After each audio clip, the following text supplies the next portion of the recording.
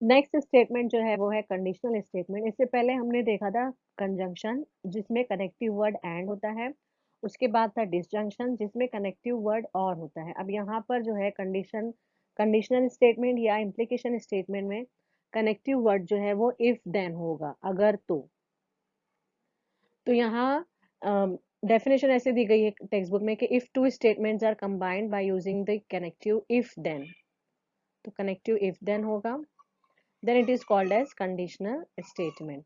और अगर दो सेंटेंस ले, दो स्टेटमेंट ले पी एंड क्यू, तो उनको हम बोल सकते हैं इफ पी देन क्यू। उन दोनों को ऐसे कनेक्ट किया जाता है और उसको सिंबॉलिकली ऐसे रिप्रेजेंट करते हैं, पी इम्प्लाइज क्यू रीड किया जाता है। ये कॉमनली यूज होता है सिंबॉलिक फॉर्म, और इस तरीके से रीड करते हैं इसे। ठीक है, तो हम लोग एग्जाम्पल देख लेते हैं एक, कि अगर if 2 is an even number, then Mumbai is in Maharashtra।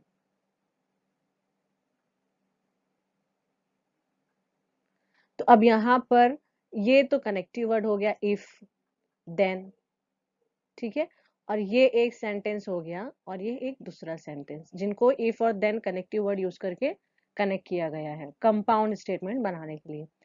तो अगर हम पहले सेंटेंस को पी डिनोट कर लेते हैं और दूसरे सेंटेंस को क्यू, जो कि है मुंबई इज इन महाराष्ट्र, तो अब इसमें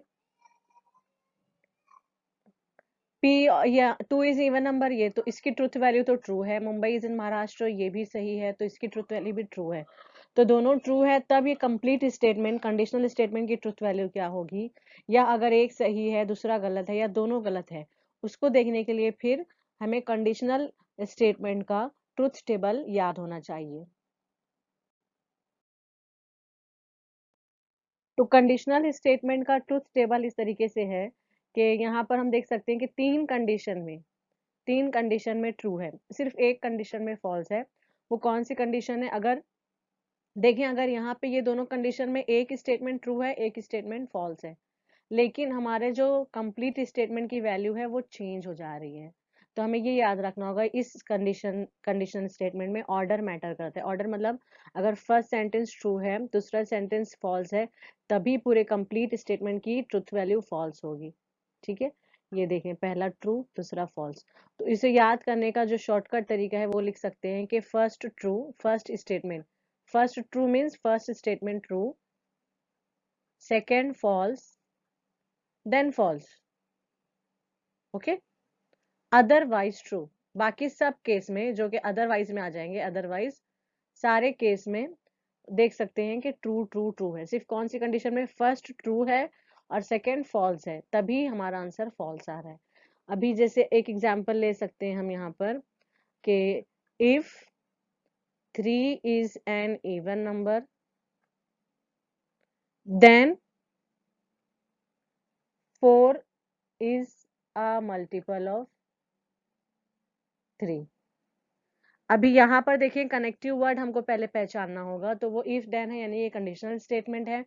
और फिर दो सेंटेंस अलग अलग जो कि हैं, पहला है 3 इज एन इवन नंबर, इसकी ट्रुथ वैल्यू फॉल्स है। 4 इज अ मल्टीपल ऑफ 3, ये भी रॉन्ग है, तो इसकी ट्रुथ वैल्यू भी फॉल्स है।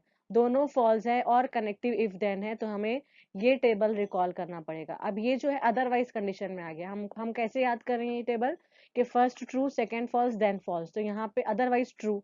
ठीक है, तो ये दोनों फॉल्स आ गया, यानी इस कंप्लीट स्टेटमेंट की ट्रुथ वैल्यू जो होगी वो ट्रू होगी। और अगर दूसरा कंसिडर कर लें सेंटेंस के, if 2 is an even number, then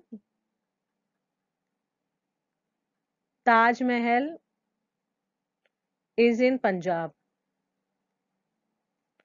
तो यहाँ अगर देखें तो ये जो है वो ट्रू है और ये सेंटेंस जो है फॉल्स है, तो हमारा first true second false then false, यानी इस कंप्लीट स्टेटमेंट की ट्रुथ वैल्यू जो है वो फॉल्स होगी।